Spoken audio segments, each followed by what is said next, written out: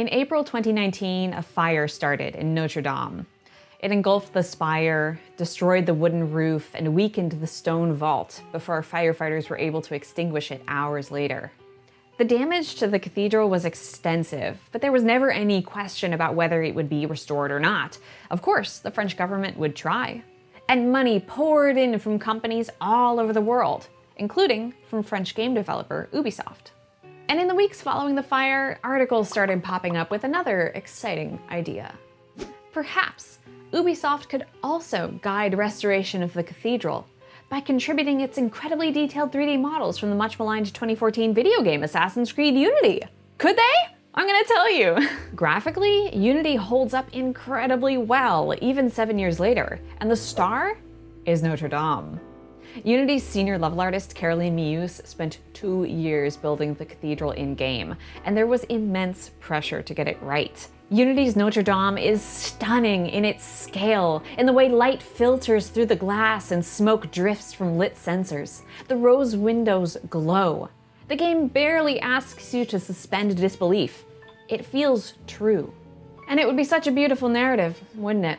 For the most hated Assassin's Creed game to help restore the world's most beloved cathedral?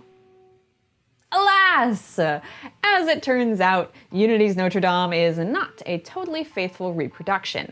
The reasons why range from gameplay, expected, to copyright on a building from 1345. So let's talk about how a historic monument like Notre Dame ends up in a game and what it'll actually take to restore it.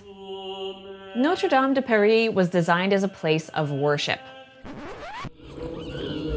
Notre Dame in Assassin's Creed Unity is designed as a place of stabbing. The player needs to run, they need to sneak and to hide and to murder. You can see that design consideration reflected broadly across Unity's Paris. Art director Mohamed Gambouze said that Paris's period-accurate pointy roofs would have been a pain in the butt for the player to parkour up and down, and up and down, and up and down, and up and down. So the team flattened them out a bit. This same ethos affects Notre Dame. Let's start with this upper gallery. This is a tribune, and it's a part of Notre Dame de Paris that you or I will probably never go to, and not just because it burned down. It's for church business, but it has a structural purpose too. In Gothic cathedrals like Notre Dame, this sweet technology called ribbed vaulting allowed more and bigger windows, letting light into the cathedral. The tribune helps support these weaker windowful walls. It also supports the player, who uses the tribune to get around unseen. That's why this area was made easier to traverse for the game. In the real Notre Dame, these windows do not actually open, why the hell would they? And Caroline Mius added cables that span the nave and the transept, allowing Arnaud to cross this massive space. It gives you a bird's eye view of your victim before you go and pervert more Catholic traditions by stabbing him in a confessional. Mius also added these decorative gilt panels to corral the player's movements. The elements that were added are small, but the stuff that was taken away is pretty important.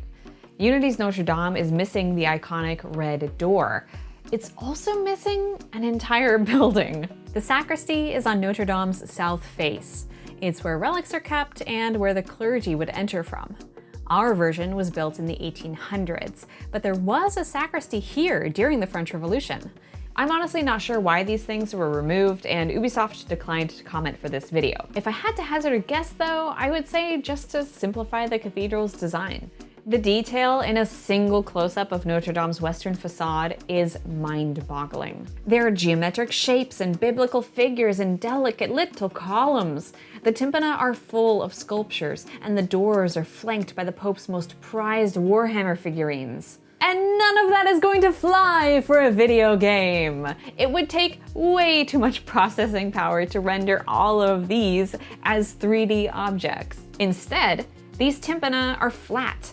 The developers used a clever combination of textures and shaders to create the illusion of 3D carvings without having to render 1 billion polygons.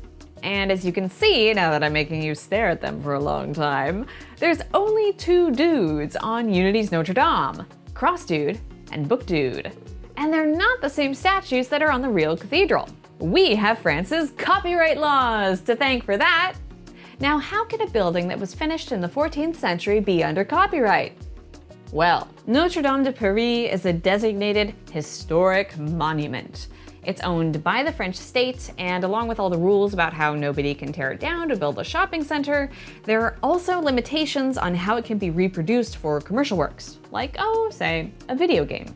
It's helpful to think about Notre Dame like a museum that's made up of different works of art. So Ubisoft can reproduce the cathedral, but what about the organ? That's a separate work of art, and Miyus said that they couldn't use it because of copyright. Notre Dame's organ was reconstructed in 1969, nice, modified in 91, and then restored again in 2010. The one in Unity is inspired by it. The famous rose windows are in the game, but they use totally different art.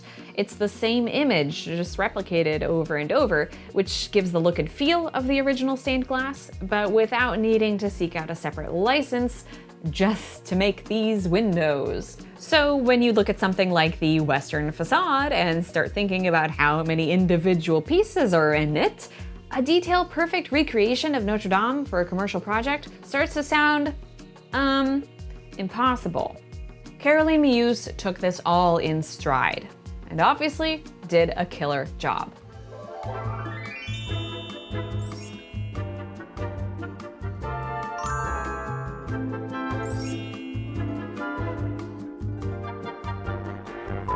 So between the gameplay restrictions and the copyright laws, Ubisoft's cathedral was never going to be accurate enough to aid in the restoration. In fact, nobody's models are perfect recreations, but that doesn't mean they're useless. One famous model of Notre Dame was created by the art historian Andrew Tallon. Tallon spent years laser scanning the cathedral, gathering data and high-res images that he assembled into millimeter-perfect models. And literally the year the cathedral caught fire, art historian Stefan Albrecht had been in there using LiDAR to study paint. His team has its own models. All of this data is currently being used in the reconstruction. A digital working group continues to scan and photograph the cathedral to this very day. But preserving historical monuments isn't as simple as just photographing and scanning everything. You can have a texture-perfect 3D model of a donut, but you still don't know how to make a donut. The restoration is being overseen by different working groups. Researchers specializing in wood, in acoustics, in metal, stone, glass, digital data, and emotion. Yes, they have an emotion working group. It rules. But which version of the Notre Dame are they even trying to recreate? Construction on Notre Dame started in 1163. It took them 182 years to build the damn thing.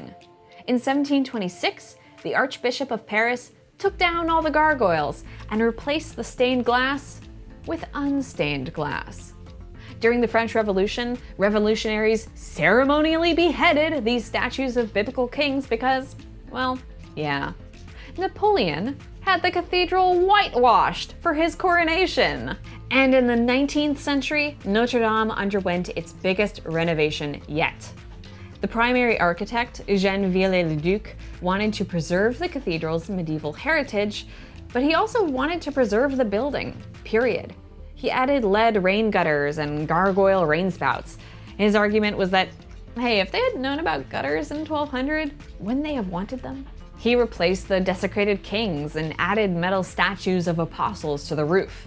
He also did some funky 19th century things in the name of symmetry, like reinstalling and straightening the rose windows. But the most visibly obvious change was, of course, the spire. Notre Dame's original decaying wooden spire had been demolished in 1793. The new spire, the one that appears in the game, was 59 feet taller and coated in lead. Even though the spire didn't exist until almost 100 years after the game's events, Caroline Miyus said they had to add it to Unity's Notre Dame. It's iconic. It would be a disappointment for players to reach this famous monument and see it looking incomplete. Without the spire, Notre Dame wouldn't feel like Notre Dame. The people who are restoring the cathedral now are asking the same questions about the spire. There was a real-life debate over whether to replace it with a modern design or a freaking roof garden, and everyone was like, please don't. So they're going to restore this medieval cathedral with the spire that everyone knows, the one from the 1800s. But maybe with more sprinklers, please? Unity's Notre Dame is a sort of litmus test for our own relationship with the cathedral. Is Notre Dame without the red door, without the sacristy, without the spire? This Notre Dame isn't a 1-1 recreation, and it doesn't need to be. There's enough value in the way it makes us feel. This digital recreation isn't going to help rebuild the actual cathedral, but it can still spark a sense of curiosity, familiarity, and wonder.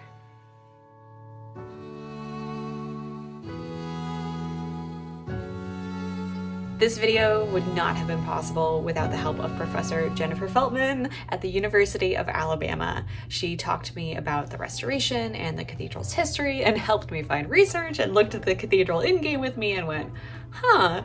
So she is great. Thank you, Jennifer, so much.